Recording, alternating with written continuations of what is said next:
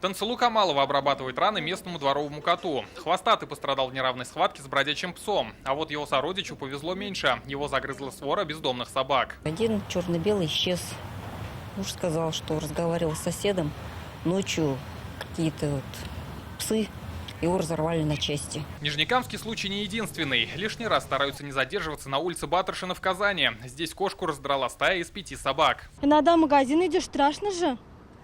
Но почему-то никто не занимается, хотя писали, звонили. Они нападают на людей, идут за людьми. Раздирают на части злые собаки. А этим кадром из Салават-Купера чуть меньше 2 недель. Очевидцы сняли на видео, как дикие собаки буквально разорвали 2 козлят. По словам хозяина парнокопытных, нападение произошло в 2 шагах от дома. Как всегда, привязали уж приехал домой, соседи, даже не соседи, вот отсюда жильцы сбежались и сообщили об этом. На окраине или в центре города, у гаражей или на детских площадках, к примеру, здесь, на улице Даурская, по словам местных жителей, чаще всего собаки появляются утром.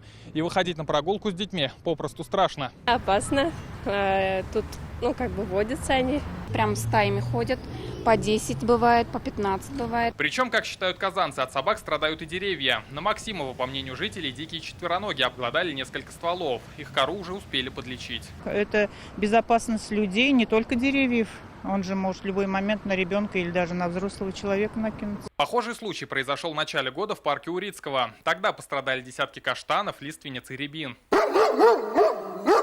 Отловом и контролем за бездомными животными в Казани занимается организация «Зооцентр». Насколько эффективна их работа, выяснить не удалось. Руководство оказалось на совещании.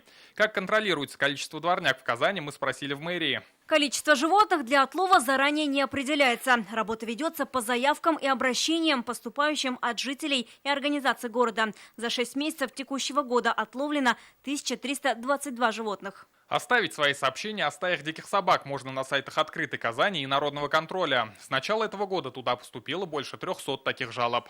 Рамиль Галиуллин, Дмитрий Аренин, Марат Зайдуллин, Айгуль Яблонская, Марат Абдульманов, ТНВ, Нижнекамский район, Казань.